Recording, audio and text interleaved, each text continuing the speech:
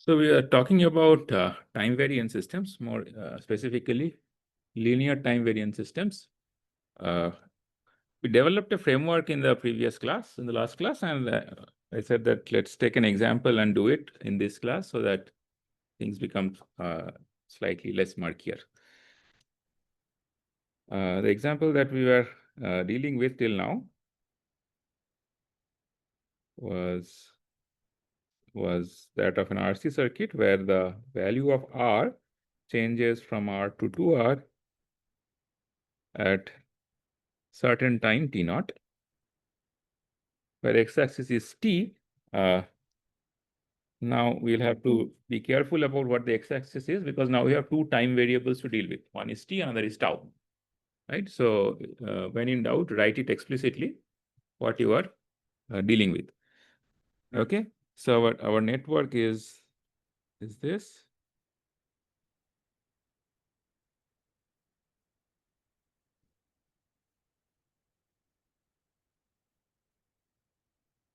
Okay, and we said that if we are observing, let's say we are fixing our observation instant at time t, which is less than t naught, right? So if t is less than t naught, then we understand that the impulse response ht of tau is as good as saying that it's the impulse response of a LTI system, because in this particular example, nothing has changed before the observation instant, right? So this is for t less than t naught. So thus it will be 1 over RC e to the power minus tau over RC, right? And again, just for the sake of remembrance, so if this is my observation instant t, tau is basically saying that wherever I'm applying an impulse, if I'm applying an impulse tau before, the effect of that impulse will be this, right, at the observation time. Okay, so this tau is basically time duration between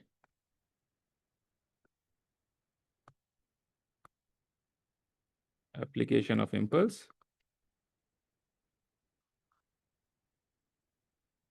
and t. Okay, so other way of saying is that the impulse has been applied at t minus tau. Okay, so this is simple. Now the part that will require some amount of analysis is what happens if my observation instant is after t naught, right? So if let me just say less than equal to here. So if tau is greater than t naught, right? So we are, let's say now our observation instant is here. So let me redraw this.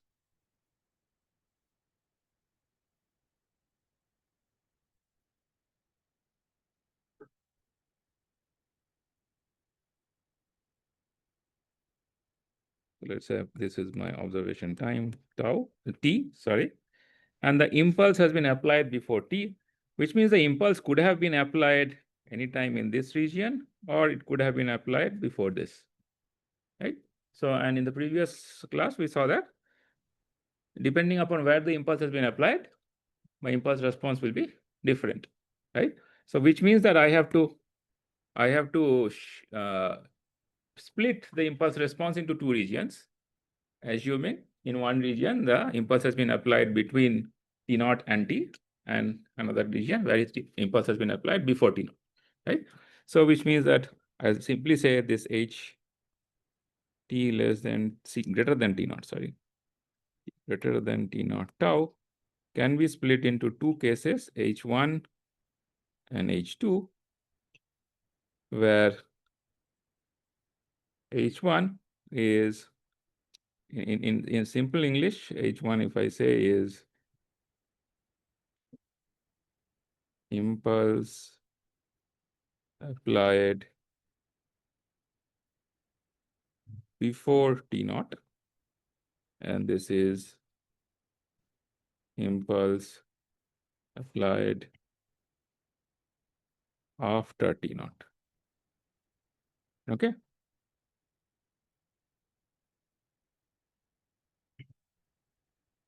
Fine. So what is a constraint on tau for impulse applied after T naught? So what is the limit of tau? Tau should be greater than 0, less than T minus T naught, right? Okay, because tau is being calculated from here. So I can only go till T minus T naught before I cross over to the region of corresponding to H2 to H1. Okay. And for H1, the limit of tau will be, basically there will be only one limit. So tau should be greater than T minus T naught. Okay. So that helps because we are going to ultimately uh, set limit somewhere else. It's better to find explicitly mention the limits at this stage. Okay. So now what is H2? Let's write the H2 first because it's pretty easy. So H2 T tau will be what?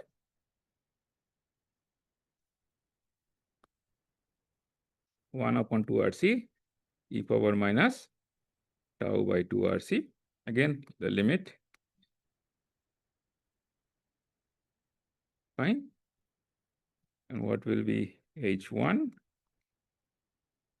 So H1 will have two versions because the impulse is now, if I am applying an impulse in this region,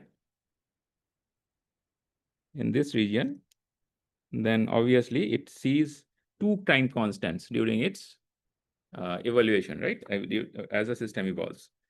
So if I apply an impulse here,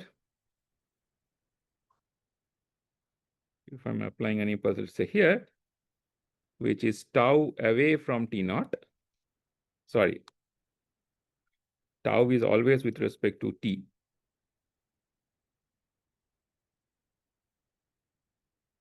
Right? So what will I observe till T naught?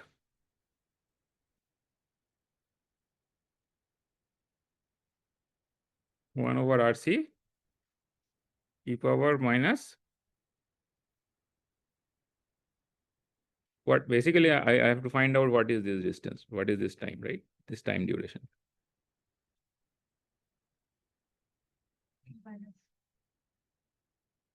This time duration is tau minus T minus T naught. Very good.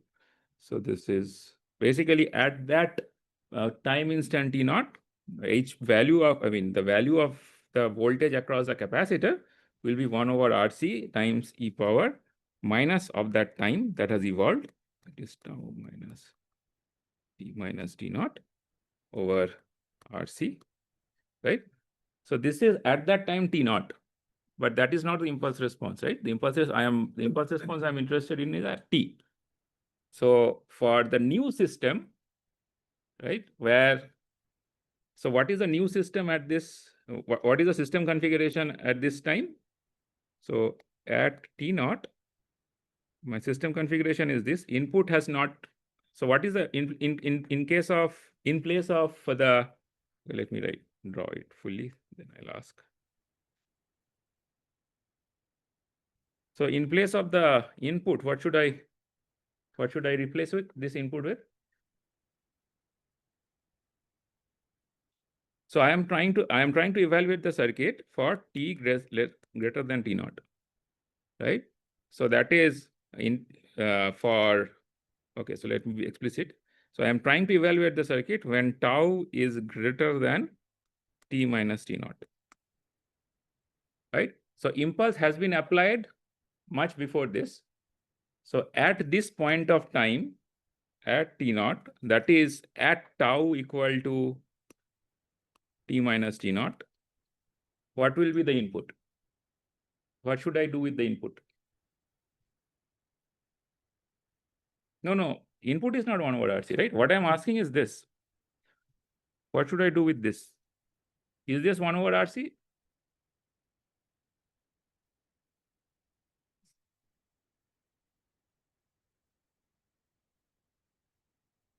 Is the question clear?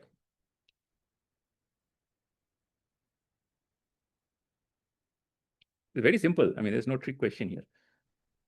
Maybe you are thinking too much.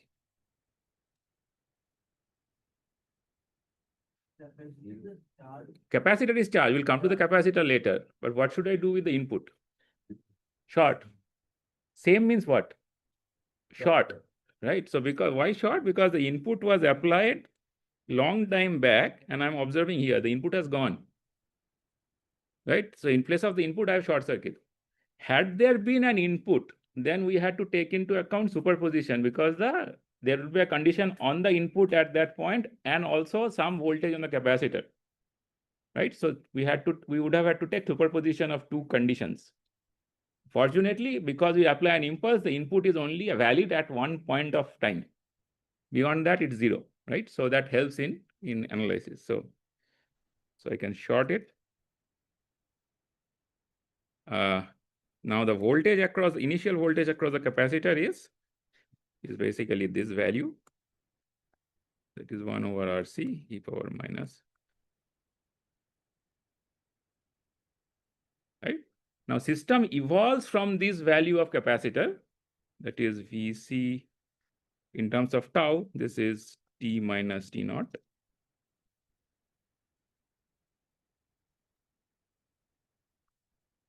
System evolves from this initial condition, right? And which means that this will be multiplied by e power minus what?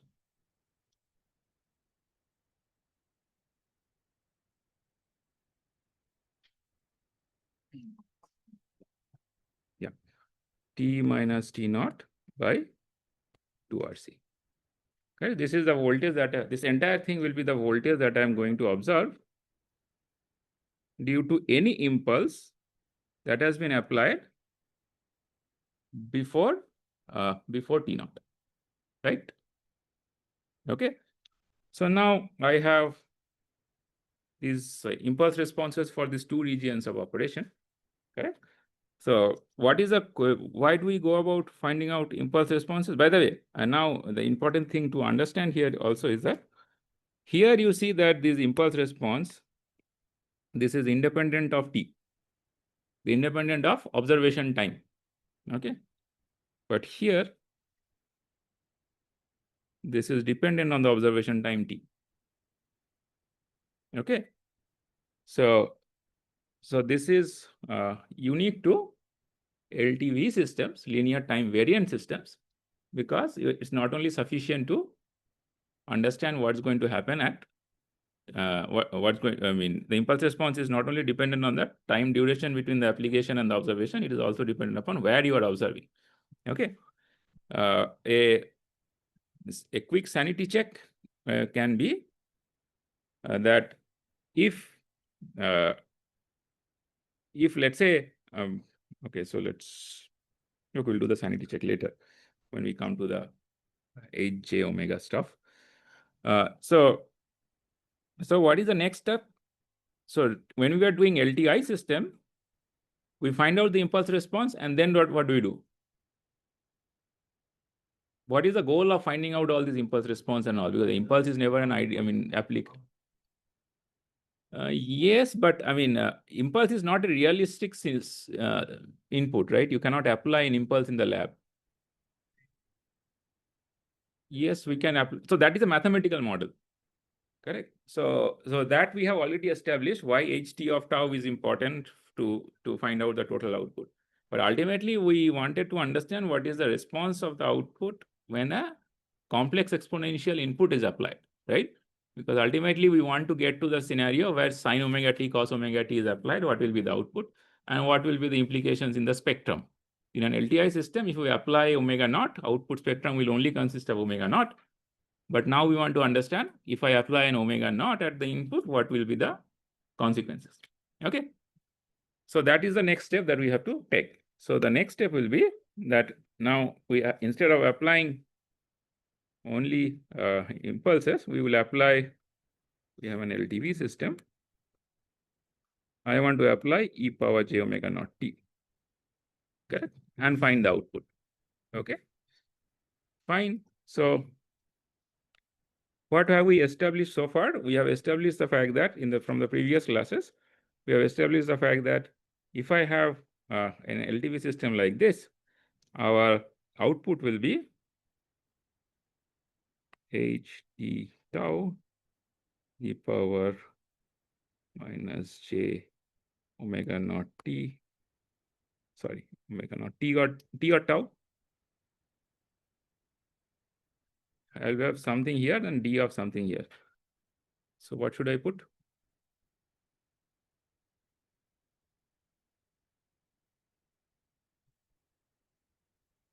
T or tau or anything else?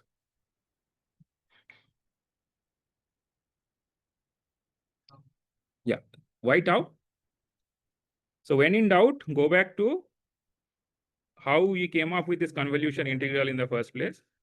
Because ultimately this comes, if you just replace the convolution integral, the input with e power j omega naught t, right? So if you have a generic input and you are interested to find out its response at t naught, you are breaking this input into train of impulses and you are finding out the effect of each impulse at t naught, right? So how the impulse evolves, which means this is tau, right? We are varying tau. Tau is a running variable, isn't it? So we are basically going tau equal to 0 to infinity. Fine. So when a convolution integral under the condition that input is e to the power j omega naught t becomes Fourier transform. Okay. So Fourier so basically the running variable in Fourier transform will be the running variable in the convolution integral. So which will be tau. Okay. So tau. Is this too easy or too complicated? I don't understand. I mean, class is awfully quiet today.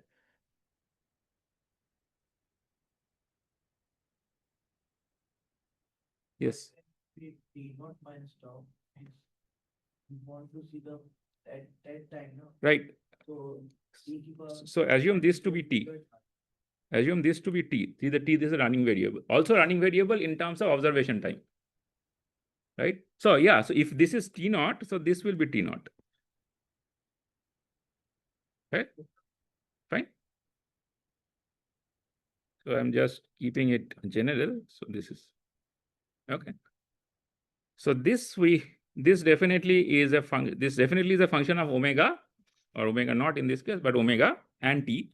So we call this h of j omega t. Okay, and tau goes from 0 to infinity. Okay, so the next thing naturally will be, so okay, just to finish the thought, this is the envelope of the output when an input e power j omega naught t has been applied. But what is the output? V naught t is the envelope times e power j omega naught t. Correct. So when you in doubt, again, go back to your LTI equivalent. So if this is where an LTI system, if you apply it and if you apply e power j omega naught t, at the output you get h j omega naught times e power j omega naught t. Correct? If this is an LTV system, if you apply e power j omega naught t, at the output you are going to get again h j omega naught comma t times e power j omega naught t. Correct? The difference between an LTI and LTV is that in an LTI, the envelope does not change. Right? The envelope, whatever is the envelope at time t equal to 0 or minus infinity is the same as the envelope at t equal to 0 or plus infinity. Right? Because the system does not change. The envelope is a property of the system. Okay. But your output, your e power, if the input is e power j omega naught t, your final output will be e power j omega naught t times the envelope. Okay. So another way of saying the same thing is that experimentally, if you have to find out h j omega naught, so h j omega naught is basically then the output when e power j omega naught t has been applied divided by e power j omega naught t. Correct? Trivial definition. but will be important. So this, we did not bother about this type of definition in case of an LTI system, because you find out the Fourier transform, you get whatever you get. But right now we are bothering because we understand that this H omega naught comma t. Your envelope is also a function of time. So we better be careful in understanding what the envelope should look like. Okay, fine. So now that any questions so far? Okay. So again, just to before drowning ourselves in maths, let's have a quick sanity check of what we are trying to do. So we are essentially saying that we are trying to find out this. If the input is e power j omega naught t, I'm going to find an output, or rather, I would say e power j omega naught t is a complex exponential which cannot be applied. But let me take the example of a cosinusoid. We'll come to cosinusoid later on, but let's take the example of cosinusoid because it is easy to draw a sinusoid. So we understand that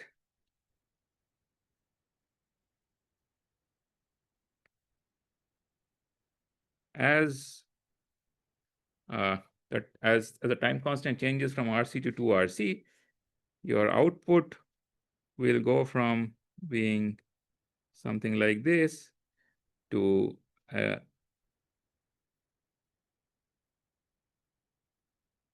something like this, right? So I understand that the envelope, which is this, will go to the high amplitude envelope will eventually go to low amplitude envelope, right? I want to find out how it goes, correct? Because for this region and this region, I do not have to do any fancy analysis, right? Because I mean, for this region, I definitely know the value of the envelope which will be 1 plus j omega RC mod of this. So mod 1 plus j omega RC mod of this. Here I know it definitely will be 1 plus j omega 2 RC and mod of this. I don't know how this is going to evolve. And therein lies that j omega comma t term, right? Because as the envelope will change with respect to time. Okay, fine. So that is what we are after. Now, so far as a sanity check, it should make sense because ultimately what we'll do a Fourier transform of this guy, and we are going to do a Fourier transform of this guy. Fourier transform of this guy should not lead to any time dependence with respect to t. Correct? Because we will be integrating over tau, and all there will be omega, right? And that should make sense because ultimately the Fourier transform of this is 1 by 1 plus j omega RC. I don't even have to do, right? Because this is for Fourier transform of a first order RC. But for these guys, for this ht greater than tau, obviously we are going to find some relationship with respect to the waveform will have some relationship with respect to t because this h1 is a function of t, right? So at least that part is understood. Okay, this h2 is not a function of t. That also should make sense because what is h2? H2 is the effect of the impulses that has been applied after the system has changed. Correct? So when I am observing the system after very long time, everything has settled. That is, we are talking about this region, right? So it is justifiable to assume that the effect of the impulses that were applied before the system had changed has died off, right? Only the effect of the impulses that has been applied after the change will remain, right? And what is that effect of the impulse after the change? It's basically H2, which is independent of t, right? So at time t equal to infinity, the envelope should be corresponding to the Fourier transform of H2. At time t much less than t naught, it should be Fourier transform of this H. But between the time t equal to t naught to the time it has settled, I have to bother with this h1 t of t comma tau. Make sense? Okay. Any questions so far?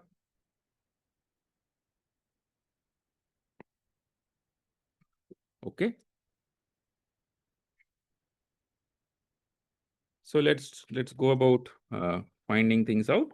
So it's for all of these, it is better to instead of doing that integral multiple times, it's better to have a format ready so that I can simply plug and play.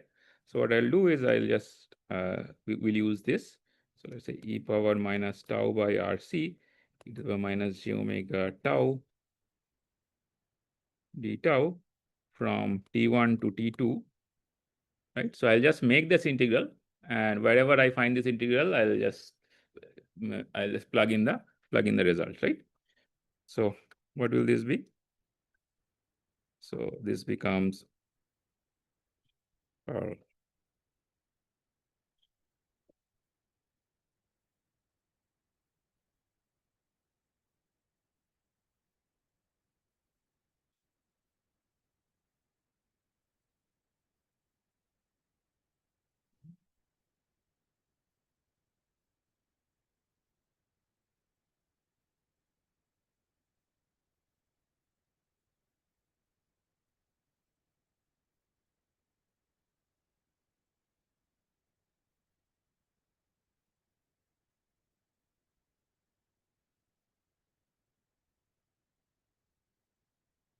let me also put that 1 over RC up front because that also comes every time, right?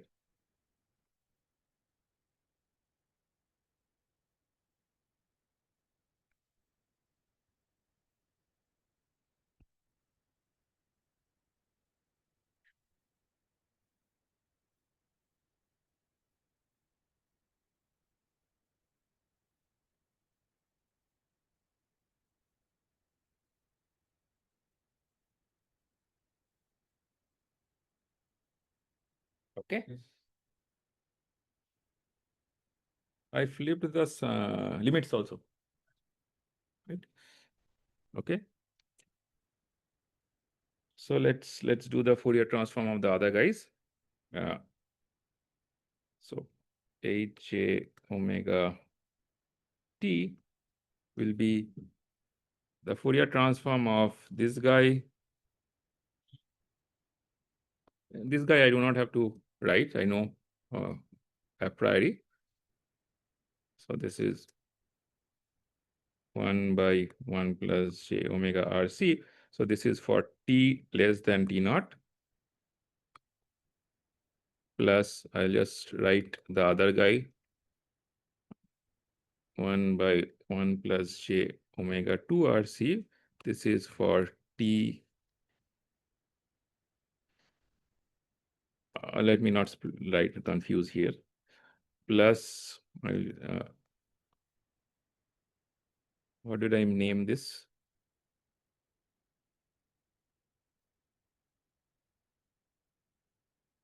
Ht greater than tau, Ht greater than t naught comma tau, right? Okay. So Ht greater than t naught comma tau, e power minus j omega tau d tau. The limit will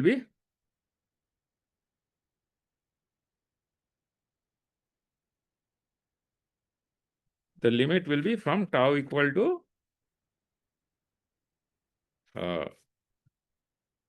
eventually I'll split into two limits, but will be from 0 to no, not from 0, right? So this will be tau from t minus t naught to no, sorry, it will be from 0 to infinity, but I'll split it up into two cases. So ultimately it is 0 to infinity, but this guy will get split into two regions because I have two types of impulse responses, right? So let me just evaluate this. So I can evaluate this. The limit will be between one will be from t minus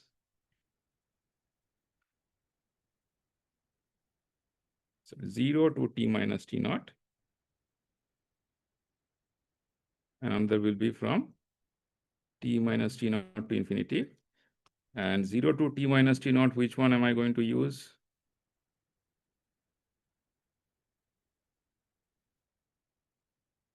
H2, right? Yeah.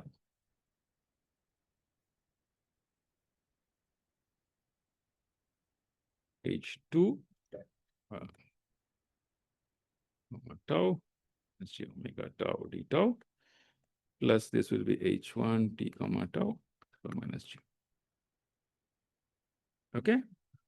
So this guy is 1 over 2 RC minus g omega tau. Sorry. E to the power minus tau by 2 RC times e to the minus g omega tau d tau. And this will be the big one. So I'll write it later. So what will be this? What should I replace this with? I have this guy ready.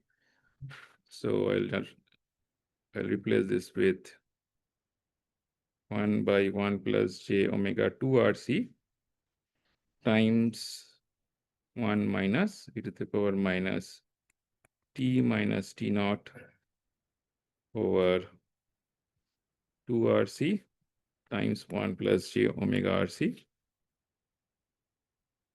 plus this integral. Okay. What will that integral be? T minus t naught to infinity. So I probably should have made a note separately. This guy, right? So 1 over RC times e power. Can one of you read it out as I write? Otherwise I have to go back and forth every time. E power minus.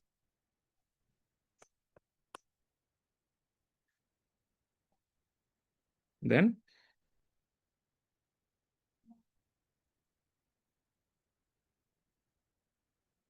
okay.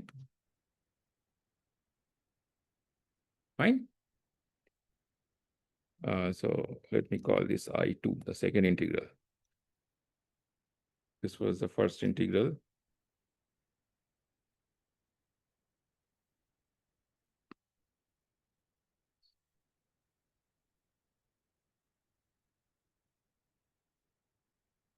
Okay, so this, I'll just split I'll keep the taus and take everything out because it's over, integral is over tau. Get 1 over RC e power here. Here, if I take this out, this becomes plus t minus t naught over RC, and this is minus t minus t naught over 2 RC. So I get plus t minus t naught over RC, correct? By 2 RC, sorry, e to the power t minus t naught over 2 RC times e power minus tau over RC minus omega tau d tau from t minus t naught to infinity. Right? Fine, right, so far? I don't trust my algebra very well, so you'll have to keep me honest. This 1 over RC can go here. So 1 over RC. So e to the power t minus t naught by 2 RC times this. This again, I can use this formula.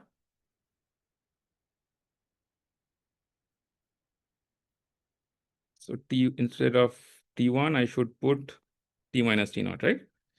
So e power minus t minus t naught over RC times 1 plus j omega RC, right? Minus that, and the other will be 0, right? So we'll be here. Okay. So this is I2. Mark this. I1 is okay. There is 1 plus 1 by j omega RC, right? Yeah.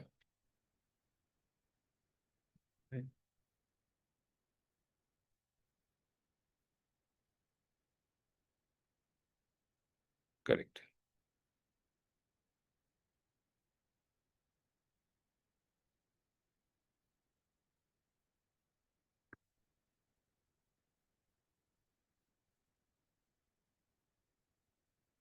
Okay, fine. So now let's stare at this for some time.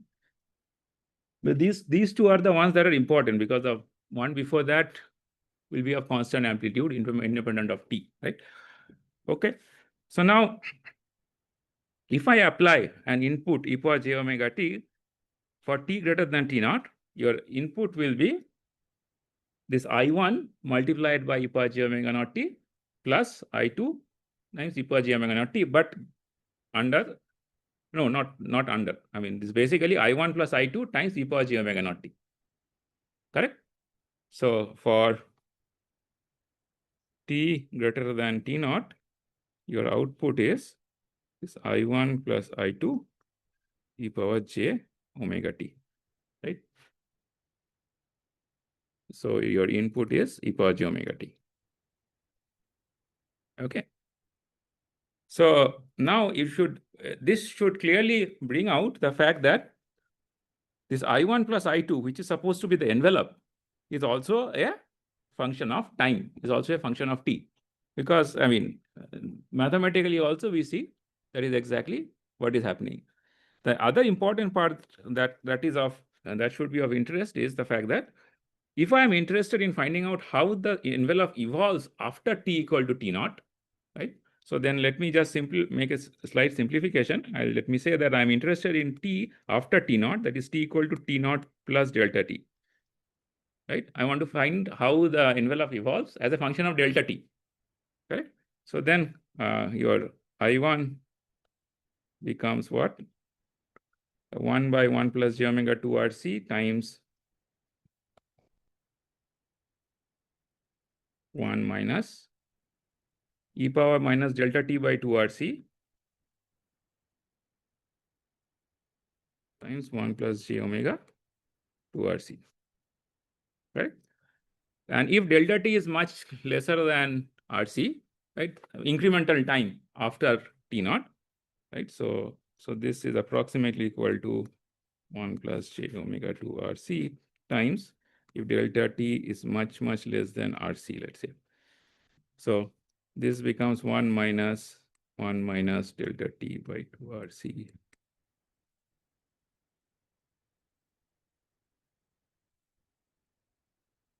So this becomes, this 1 cancels. So I get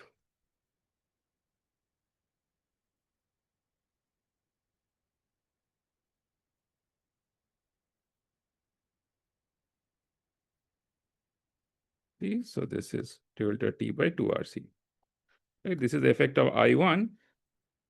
This is how I mean, I1 is giving us that the envelope is going to evolve linearly with respect to delta t, right? This is the one that we are getting from I1. But what about I2? What is I2 telling us?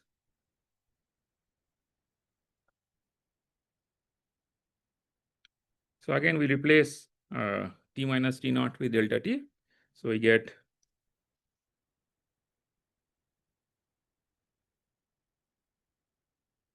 e power delta t by 2 RC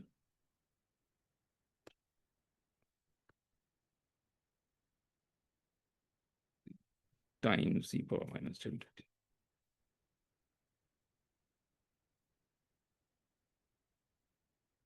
Times 1 plus j omega RC. Right? Okay. So if I take this minus delta t by 2 RC common, this becomes 1 plus j omega 2 RC. Right? So if I expand this now, this becomes 1 minus delta t by 2 RC times 1 plus j omega 2 RC divided by 1 plus j omega RC.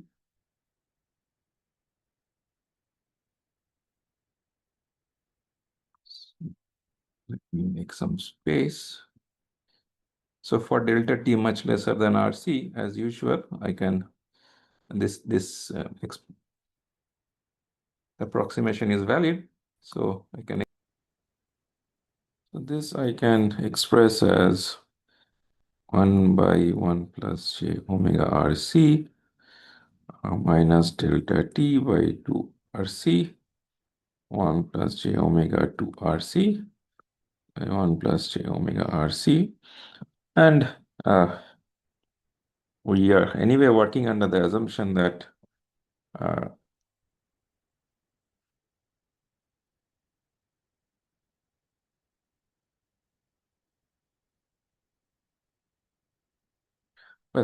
so this I can express as 1 plus j omega RC minus delta t by 2 RC times 1 plus j omega RC by 1 plus j omega RC. Right? So as you can see that your I, basically the way the envelope will evolve will be I equal to I1 plus I2, where, which essentially means I get this one, which is 1 plus j omega RC. This plus delta t by 2 RC and this plus 1 delta minus delta t by 2 RC will cancel, and I will have minus delta t by 2 RC and omega RC, and the RC will cancel. So this will become j delta t omega. Let me just simply put it as minus j omega delta t by 2, 1 plus j omega RC, right? Okay. So this is how your envelope is going to evolve. And what is this basically telling us? It is first thing that is telling us is that it is the evolution of the envelope starts from 1 by 1 plus j omega RC, which makes sense because the change in the system happened. It was simply an RC circuit with time constant of RC. So it's quite natural to assume that it's not a surprise that the evolution starts, the starting point is 1 by 1 plus j omega RC. And we also know that eventually it is going to go at, eventually it will settle to an envelope of 1 plus 1 by 1 plus j 2 omega RC, right? But how does it go from a higher value to a lower value? So it starts off linearly and with a slope of j omega by 2 1 plus j omega RC, right? And this includes the phasor also. But note that the linear decrease of envelope is only around the vicinity of wherever the change has happened. Now, naturally, it's not like it will keep on decreasing linearly, because ultimately it will saturate. But this is around the time. This at least is telling us how the envelope is going to evolve as time progresses around t equal to t naught and just after t equal to t naught. Okay.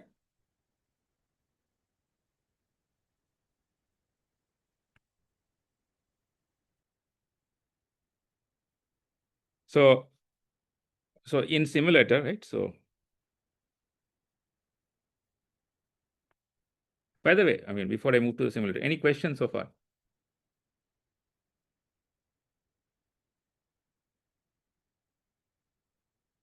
No questions? Okay.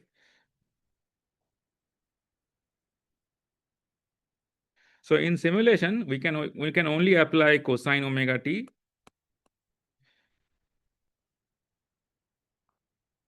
or sine omega t. At least when you do your circuit simulator, you cannot apply e power j omega naught t. So given that I can apply only cosine and sine, how do I go about finding out the envelope? Right? In case of an LTI system, it's not a problem, because the envelope of cosine or envelope of sine is the same as the envelope of, or at least the magnitude is the envelope of e power j omega naught t. Right? and the phase information you get from the phase information of the waveform by which it is delayed, right? And we have these Bode plots and all those things to see it also directly. But here it is slightly different because you have time information in the envelope itself. Okay, fine. So then we need to find out a framework to go about doing this. Okay. So I know that I can apply, I know that cosine omega t is basically half of e power j omega t plus e power minus j omega t, correct? So I know that further, I know that if I apply e power j omega t, this is LTV, my output is 8j omega comma t e power j omega t. If I apply e power minus j omega t, what will be the output?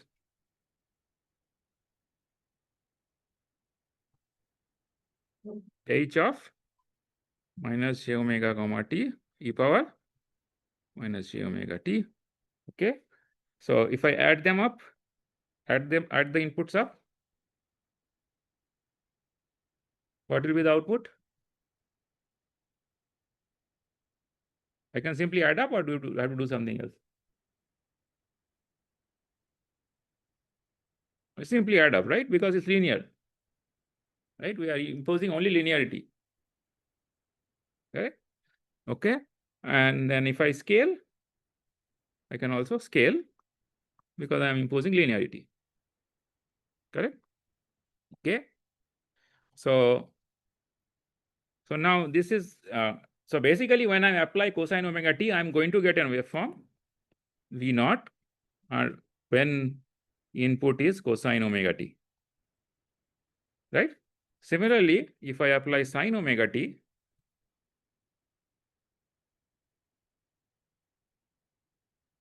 I'm going to get an output which mathematically will be of the form of 1 over, okay, you tell me, what will this be of the form of? What will be the input? I can break the sine omega t input as 1 over 2j equal j omega t minus e to the power minus j omega t. So your output will be 1 over 2j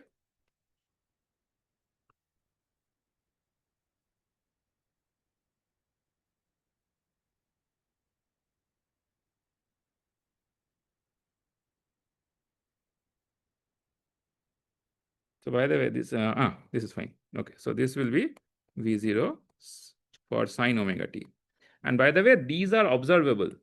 These are functions of time, and you can find this out in your circuit simulator. So even though under the hood there is complex algebra going on, but these are all real signals that you are going to find out. Now, what are we after? By the way, there is another nomenclature. The standard way of representing an output when the input is cosine, this comes from RF. When the input is cosine, the output we call is at in phase, and when the input is sine, we call the output quadrature phase. So typically this is called WI. Don't ask me why W, it's one of those things. And this is called WQ. Okay. So when somebody is saying that input is WI, you assume that cosine omega t has been applied, right? And when output is WQ, you assume that sine omega t has been applied, right? So from WI and WQ, I am after e power j, I am after 8j omega t. So what can I do? So 8j omega t will be what in terms of WI and WQ? I simply write 8j omega t times e power j omega t should be equal to WI plus j times WQ, correct? Or in other words, so this is again observe. So now step 1, you found out WI. This is real. These are all real. Then you take the waveform out in some CSV format or something, put it in MATLAB, multiply the WQ with J, right? Here the mathematical analysis comes in, and keep Wi as is, add those two up, and then multiply with e power minus j omega t. That will be your h j omega comma t. Right. So this is the steps that you have to follow when you do when you are trying to find out the complex envelope in simulation. Right. So the next assignment you'll have to do this. By the way, there is another easier way of going about doing this. Circuit simulator, Spectre and all, they have, I mean, they know that these type of things are very useful. So just like you have AC analysis, there are periodic AC analysis where you click a button, it will going to show you. Right? For the first assignment, I suggest you don't use that, use this. You can use that to verify your results. Okay. Yes. Part of greater less than also. Yeah, I did not consider that because, okay, so here, by the way, this is a separate, we have moved on to a separate part. This is not a part continuity of the previous part with respect to that example, right? So here we have not, his question is, I have only considered I1 and I2, where I1 and I2 is after T0, correct? Yes, you are correct. The reason I did not consider before T0 is because, I mean, there's nothing to consider. It's very simple. Right? I got confused. The last part is considering all now. Okay. So correct. Considering all, but after T equal to T0. Right? Yeah. Right. So this entire I1 plus I2. Simulation part. This is for all. So this is the theoretical framework of how to find out the entire thing, right? So when you are doing simulation, you can always change and then check the entire waveform. Correct? No. This is generic. There is no piecewise approximation or this region, that region. Simulators can handle that, right? Just that how do I get the data out from the simulator and make sense out of it? This is what it means. Or, I mean, even the simulators can handle that. Let's say you are doing a real measurement, right? Where you do not have the luxury to put systems into simulator. Then given this, how do you go about analyzing, right? You can apply sine, you can apply cosine, and then you get everything in a Excel or CSV format, and then you do the analysis, right? Okay. Okay. Another thing that you should also, it is useful to point out at this point of time, is that we are considering real system, right? So, which essentially means that when I say h minus j omega t, so this is h t comma tau e power j omega tau tau, right? Tau equal to 0 to infinity. Okay, so this is the same as saying I can take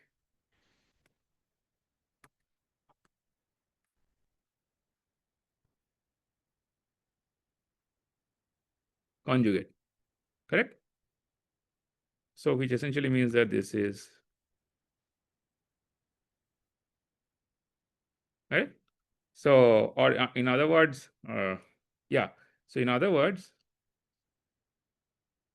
I can say h, this guy, h j comma t e to power j omega t, or rather h minus j omega t e power minus j omega t is basically the conjugate of h j omega t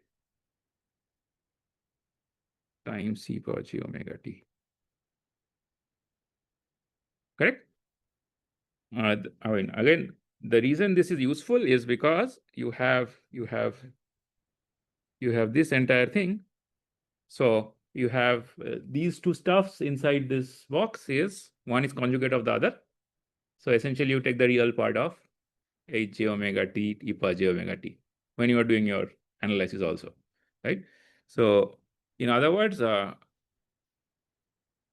you can simplify your analysis in certain ways under certain situations if taking the real part is easier, right? That's the whole part, whole motivation of talking about it. Okay. Any questions so far?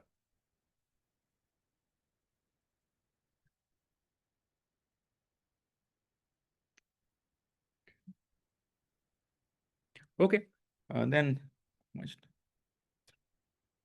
Okay, we have about 20 odd minutes. So let me, so even though till now we have done an brute force generic LTV analysis, typically an LTV system in this format is not very useful, in the sense that useful in practical scenario. Because almost invariably, if you, when you are doing electronic systems or any design, if there is one change, all the good things or the bad things are happening during that change, and after you wait for infinite time, system settles. So for all practical purposes, you do not probably have to bother about whatever is happening within that change period of time, if the change is happening only once, right? But the fun part is, if the change keeps on happening periodically, then you cannot neglect what is happening during the change. Correct. So all the analysis till now, we have assumed that there is only one change. But in reality, whenever you are applying, for example, a clock or a time varying signal, which is periodic, this change is going to happen at periodic intervals of time. And that is the more practical situation which we have to be comfortable with. Correct. So the framework till now was being developed to get to that.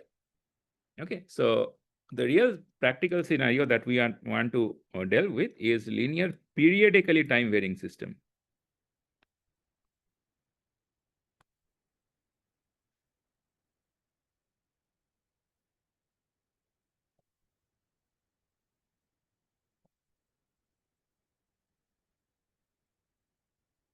Okay.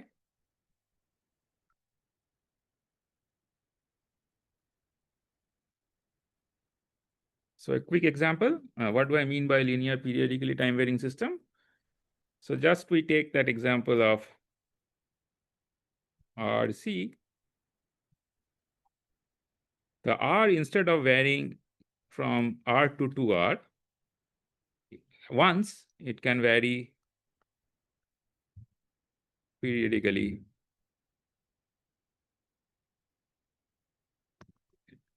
And so on, right? It can go from R to 2R and keep going. So now you cannot escape, so that I am only interested in this part, and this part I do not want to bother about the part that is in between, right? So you'll have to bother about everything that is happening. Okay.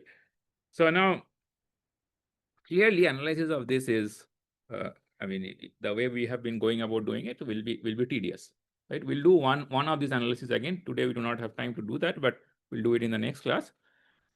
But before going into the analysis, let me talk about what are some of the interesting things that can happen if you do this. One, obviously, is to say that we have the same analysis that we have done, we are going to do it repeatedly, right? That we can definitely do. There is some merit to it, but there is far more interesting scenarios that can arise if I approach it from the perspective of periodicity, right? So in principle, right? In principle, what do you expect the envelope to look like? At a very hand wavy manner, what do you expect the envelope to look like? Again, I'm interested in the envelope across V naught, by the way, implied. So can you tell me, what do you expect the envelope to look like? By the way, I'm not talking about output. I'm talking about the envelope. There is a difference. Okay. What do you expect the envelope to look like? What do you expect the envelope to look like if the R was constant all the time? Constant, right? And what do you expect the envelope to look like if R was changing once? It would dip or rise depending upon what is doing, right? So now, if this is periodically changing, what do you expect the change envelope to look like? It should periodically change, right? So probably the envelope here, where the R is low, will be something high, and then I'm talking about the magnitude of envelope, let's say, and then it will probably increase, then decrease, and this will go periodically. I don't know how it will look like. Need not necessarily be sine wave or square wave or any particular shape that we are aware of. But all we know is that it will be periodic. It has to be periodic. Again, for the sake of clarity, I'm not saying that the output will be periodic.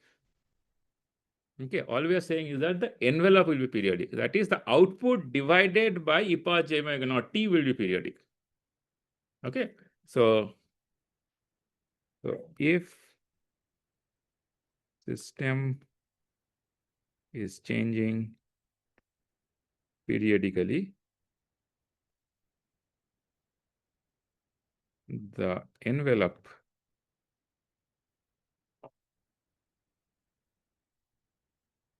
h j omega naught j omega t will be periodic. Not necessarily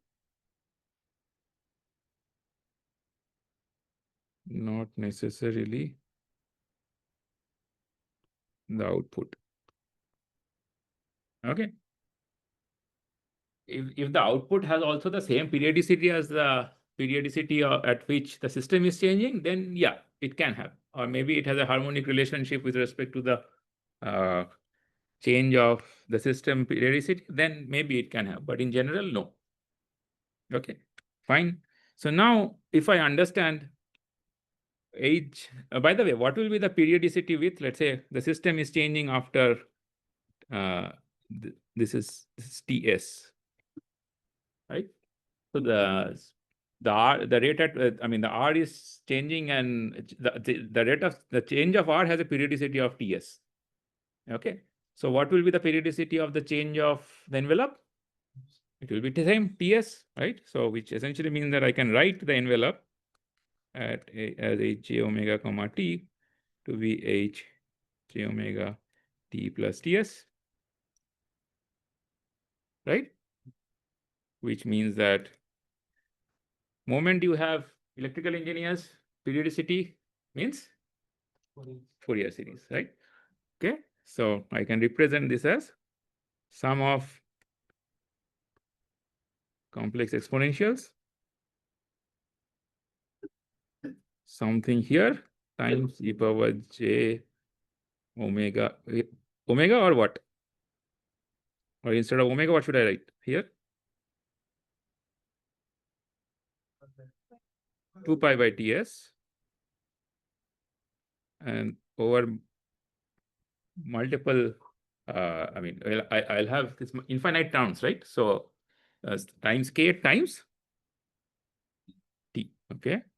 And here within the parenthesis, I will have something, right, which will also have a subscript k, right? Let me call this hk. But will hk be, firstly, will hk be a function of t? No. Will hk be a function of omega? Yes. Very good. Okay. So it will be hk, it's sub k, j omega, e power j 2 pi by ts, k times ts. It is 2 pi by ts, I'm going to call omega s.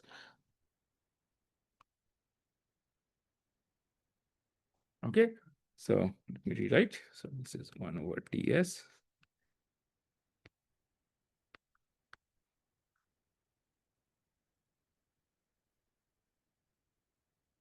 Okay. So which essentially means that now if I apply LPTV at omega s, if I apply an input e power j omega naught t, your output, which is e to the power j omega naught comma t, e power j omega naught t, should be equal to 1 over ts times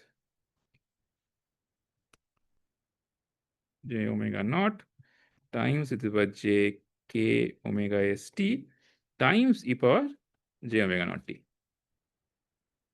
Right? Okay. So what does this mean in terms of spectrum?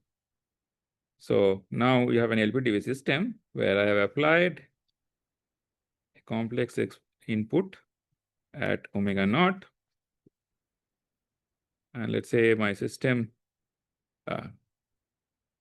and hj omega naught. By the way, what is the spectrum of this? What would the spectrum of hj omega naught look like?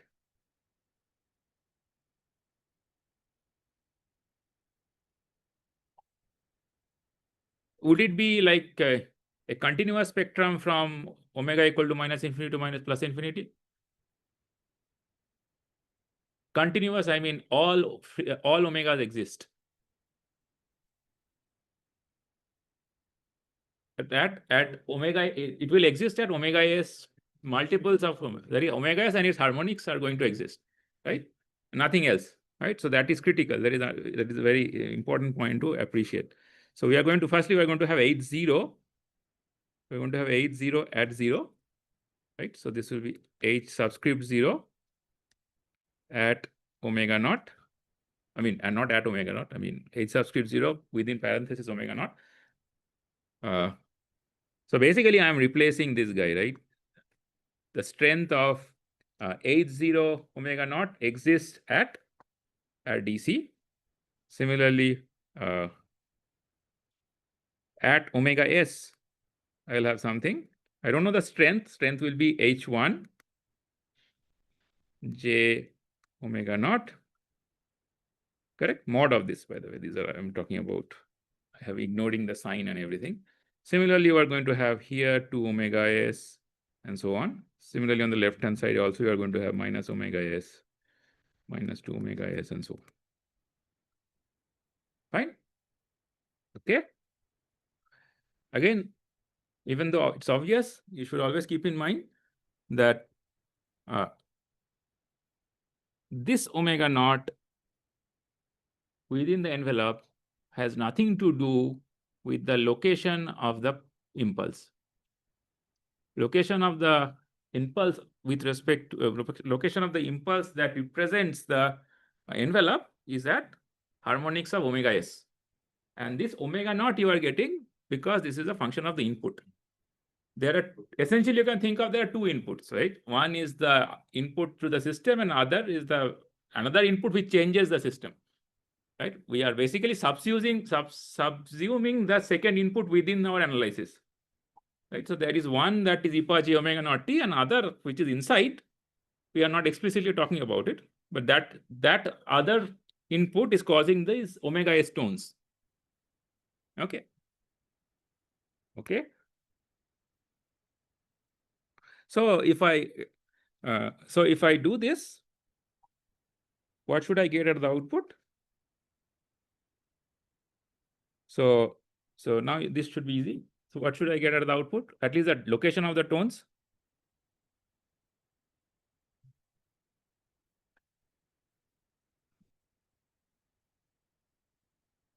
This was the class become too mathematical. Looks like people have slept off. Yeah, right. So essentially, this is going to interact with this, and it is going to create a tone at omega naught. Then this is going to interact with this. It is going to create a tone at omega s plus omega naught. This is at omega naught. Then here we're going to have 2 omega s plus omega naught. Similarly, here minus omega s plus omega naught, and so on. Right? So again, it's a feature of an LPTV system that you have applied a tone at omega naught, but at the output, if you observe, you are going to observe tones at omega naught plus harmonics of omega s. Had it been an LTI system, right? Had it been an LTI system, you wouldn't have observed anything but for omega naught. Okay, and that should make sense because had it been an LTI system, if I look at this expression, right, then only it's basically if your envelope is not a function of t anymore, right? In an LTI system, envelope is not a function of t anymore, right? So, or in other words, other way of saying is that I can essentially say that k doesn't have any meaning because k came from the fact that the envelope was changing, right? So essentially all the k's only k equal to 0 exists. And if only k equal to 0 exists, then we see that it's only boils down to an LTI system. Okay. Okay. Now, some nomenclature, when we say this HK, This K is often called the sideband number.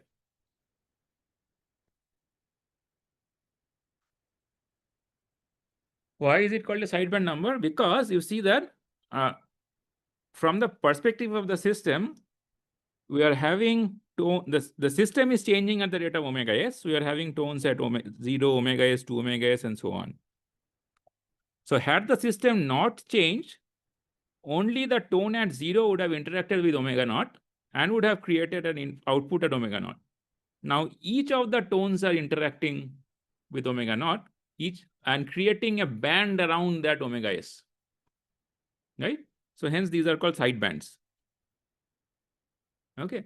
And the sideband number is basically the subscript K. Okay.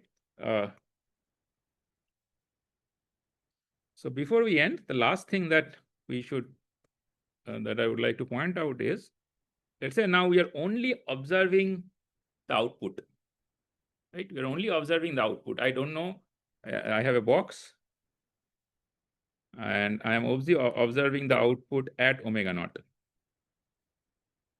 Okay. I don't know what the input is. I know this is LPTV. Okay. So I see that I get a tone at omega naught. This is V naught T. I get a tone at omega naught. Can I conclude that the tone at omega naught has only come from the input being at omega naught?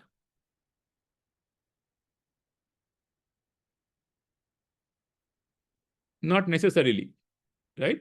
Because it is quite possible the input probably was at omega s plus omega naught, and it multiplied with one of the sidebands and it came to omega naught. Correct? So what I mean is that, let's say if you have LPTV at omega s, your input is e to the power j omega s plus omega naught t.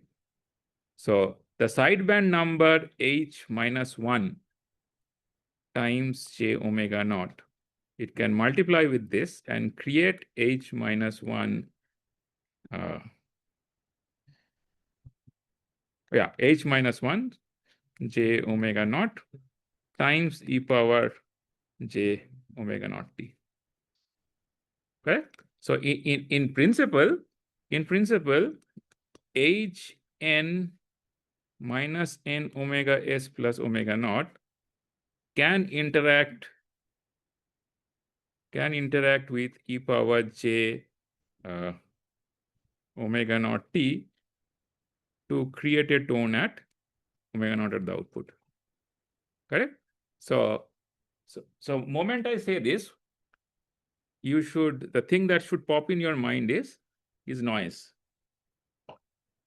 Right? So if you have noise across all frequencies and you are interested in observing at omega naught, then you know that this is not an LTI system, but the noise at the output at omega naught will not be dependent on the noise spectrum at the input at omega naught. It will be dependent on at omega s plus omega naught, 2 omega s plus omega naught, minus 2 omega s plus omega naught, minus n omega s plus omega naught, and all of them are going to add up in power, obviously, right? So thus this type of analysis, this framework of analysis is extremely critical in analyzing not only the response of the known kind of input, but also for noise analysis for a time varying systems. Okay, make sense? Okay, I promise the next class will be not this boring. We'll stop here. Thank you.